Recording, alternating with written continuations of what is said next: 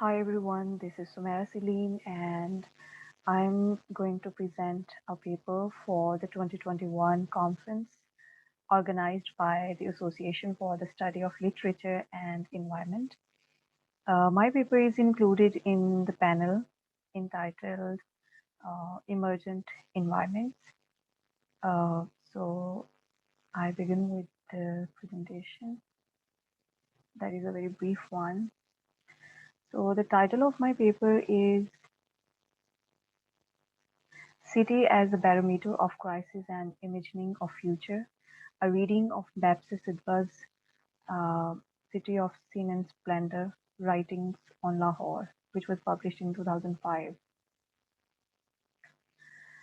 Uh, I will begin with uh, the major argument of my essay that is already mentioned in the abstract, and then we'll move on to the essay itself. So my paper reads City of Sin and Splendor Writings on Lahore, uh, which is edited and compiled by Bapsi Sidhwa, who herself is an American writer with a South Asian descent. So uh, my paper argues that Lahore acts not just as a barometer of crisis, but also as a material symbol of an advanced future. So the anthology that my paper focuses is the one that is hailed for having offered a poignant historical account of Lahore by Anglophone Pakistani writers. The memoir configures the idea of development and crisis in relation to Lahore in a manner that involves shedding the past and layering the present through the vision of the future. The focus of my paper about the city as the material symbol of advanced future leads to understand the connection between materiality of space and the future as the temporal, yet non-linear dimension of the past and present.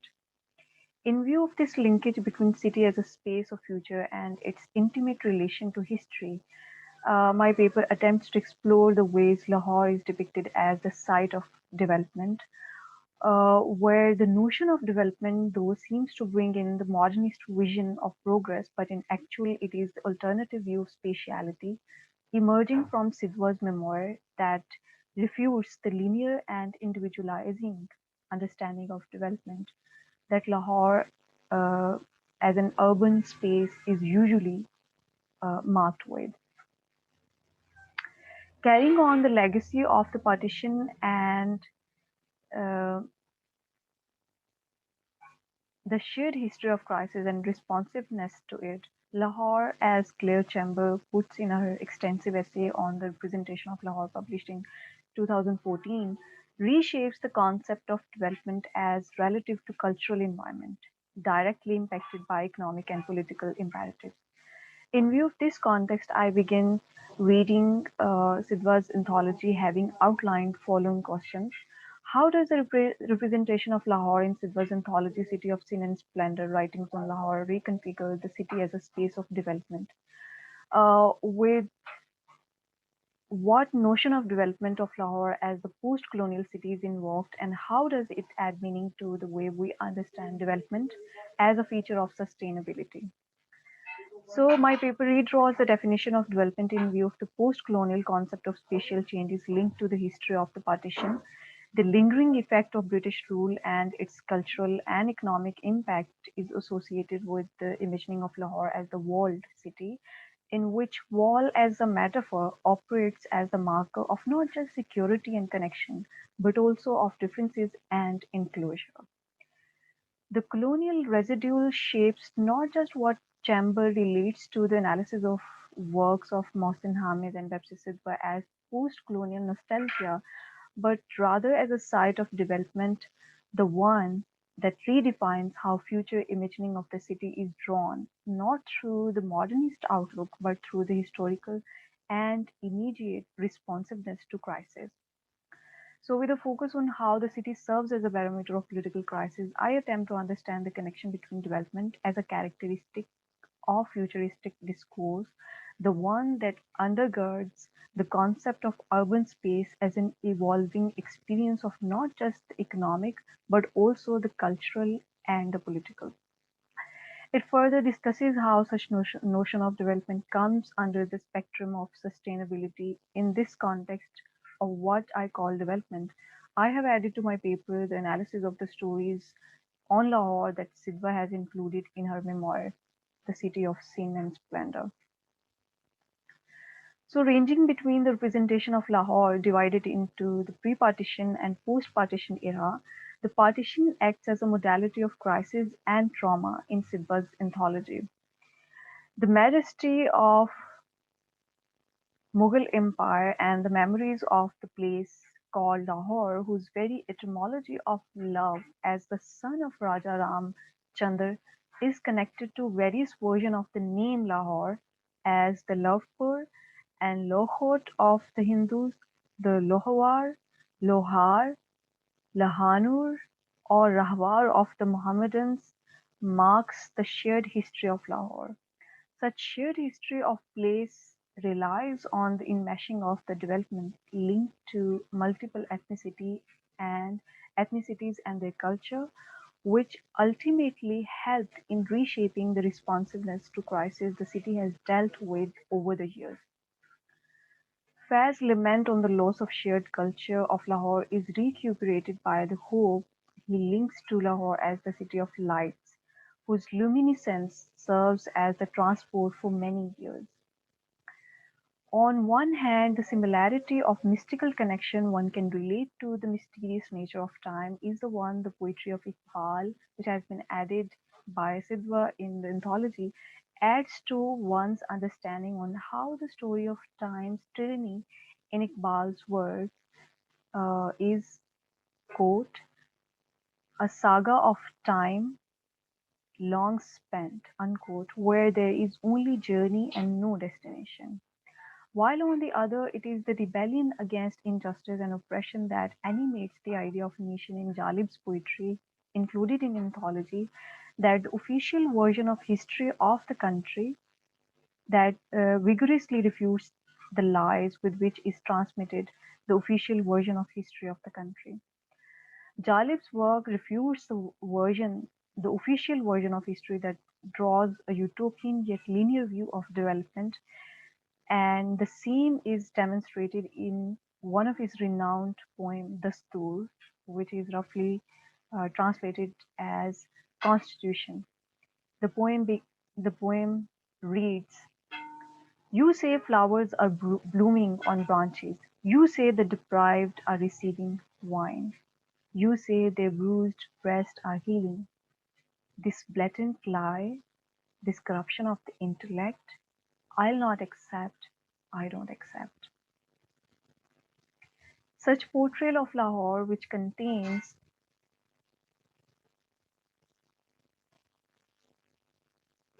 the contesting views of history fraught with dynamic changes and shared culture, brings to the fore the vision of development which aligns with the multiple spatiality of culture linked to the Anarkali Bazaar, Bashahi Mosque, gardens, and courts. Mapped along the memories and constant interventions between the past and the present, as one can imagine through the pieces included in the anthology, Lahore seems to be the unbounded space which fits into the description of what Foucault calls as heterotopia. Claire Chambers defined how the concept of heterotopia allows the works of Sidhwa some sense of belonging, which negotiates with time and place, both marked by shared culture. Everyday places like food streets, bazaars, museums, Lahore imbues in it, manifest the dynamic multiplicity the post-colonial city is characterized with. Interestingly, the sites which contest the very stability of life and hence that of meaning-making process demonstrate the translation of meaning into action and vice versa. In this vein, in Samina Qureshi's account entitled The City Within, which has been the part of anthology, we get the sense of security attached to the walled city called Lahore that has long since outgrown, I quote, Her original fortified boundaries and the overflow of people, businesses, factories, and industries has spilled through the fabled gates of the wall and spread for miles onto the plains beyond. Qureshi further adds, the wall no longer stands, much of it removed by the British to maintain control of the city dwellers within. Its 13 ancient gates still signal one's entrance to the fabled city of a hundred gardens. Although the wall no longer repels the advances of Genghis Khan's warrior, in many ways it still signifies what it always has: security, community, the primal sense of inside and outside. To those who live within its walls, Lahore's old city is a community in the best sense of the word, a place in which all who dwell there know their environment, a place where one asks and is asked few questions than when outside, a place where having entered one looks for what is familiar rather than what is unfamiliar, a place where, whether resident or visitor, one is fully cognizant of having entered and being within until one has left again. This is the feeling that an imposing portal provides.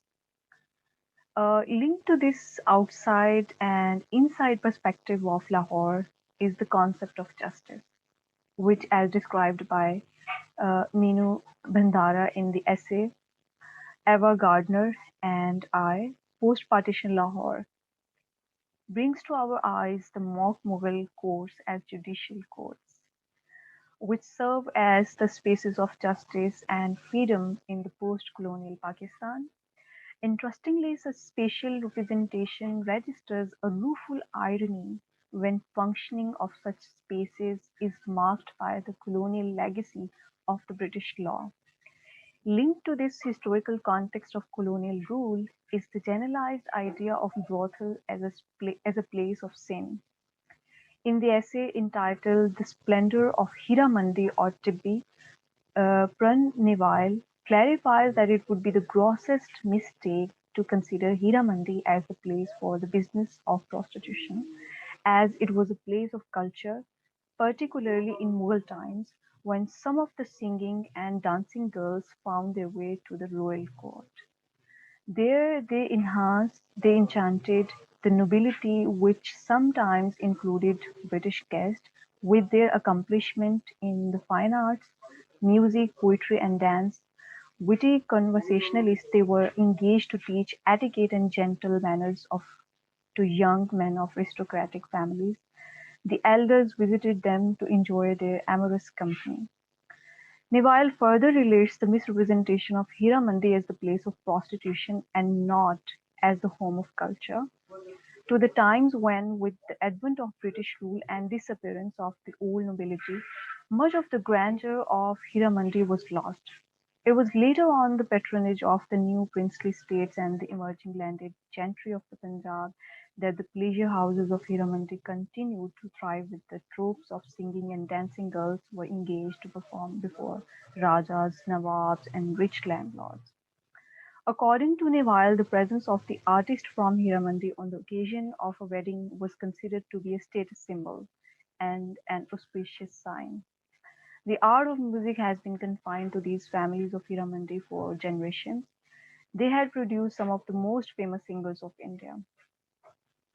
Political and social crisis that took place in the wake of the 1947 partition is depicted in Saadat Hasan Manto's short story entitled Toba Tek Singh and in a few more, but I'm focusing only this one.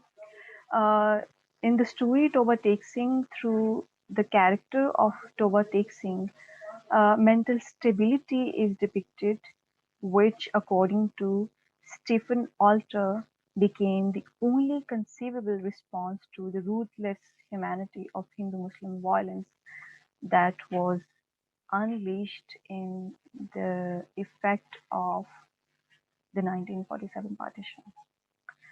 Summing up the paper, it is the shared cultural environment associated with the impact of political powers that Sidhwa relates to Lahore, in which is visible Punjabi dominated culture, Old New Lahore in Mughal times, Raja-inspired distinctions and aftermaths of partition which add to the representation of Lahore, not just post-colonial nostalgia, but also the expansiveness of boundaries, both urban and mythical, creating chronotropic effect from the shared memories relating to pre-partition and post-partition Lahore.